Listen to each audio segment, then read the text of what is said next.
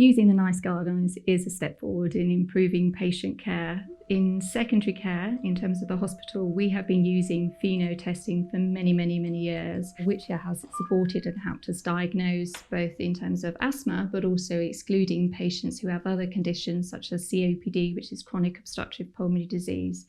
In general practice, FeNO testing is not endorsed and supported as much as it is currently in secondary care in the hospital setting. I know from experience in primary care, those practices that have supported FeNO testing with using the guidelines around the diagnosis has definitely helped them support in making sure that it is absolutely accurate in terms of asthma and eosinophilic airways inflammation. It gives you a figure.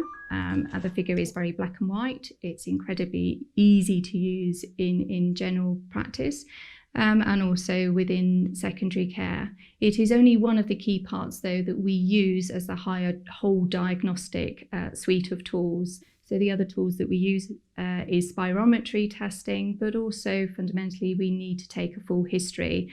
But within that whole body, FeNO will help endorse and support the accuracy of the diagnosis of the patient that you have in front of you. FeNO testing is incredibly easy to use for healthcare professionals to put the whole of the equipment together, ready for a patient to use it. It's putting a power lead and putting in the mouthpiece and the handle and switching the device on.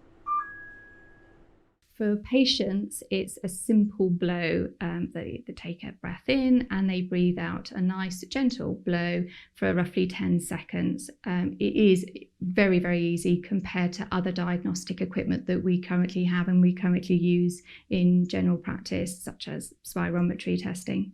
FeNO testing gives me the confidence in making sure that I'm diagnosing patients correctly. And I will give you one classic example. In fact, the last couple of weeks that we've seen a gentleman who came into clinical practice. He had spirometry performed and his spirometry was lower than what we suspected it to be, which it had been roughly the same as what it was before. His FeNO was absolutely normal, but from his clinical history, he was showing signs that he needed further investigation. The following week, we performed FeNO testing again, and again his FeNO testing was lower than what we expected it to be, but his FEV1, his spirometry, had decreased. He was then sent for a chest x-ray and he was later diagnosed with lung cancer. This was a gentleman who had years and years of asthma, and he'd been on full treatment for asthma, and we presumed it was still asthma. But without the diagnosis and the accuracy diagnosis and the support of FeNO testing to help that whole history taking, that would never have come about. FeNO testing helps you to identify patients who will respond to inhaled corticosteroids or ICS. Some patients who we have seen who have been on high dose inhaled corticosteroid and then performing FeNO testing where their eosinophilic count has been incredibly low and their FeNO testing is very low, we were able to reduce the inhaled corticosteroid measurement that the dose that they're actually taking.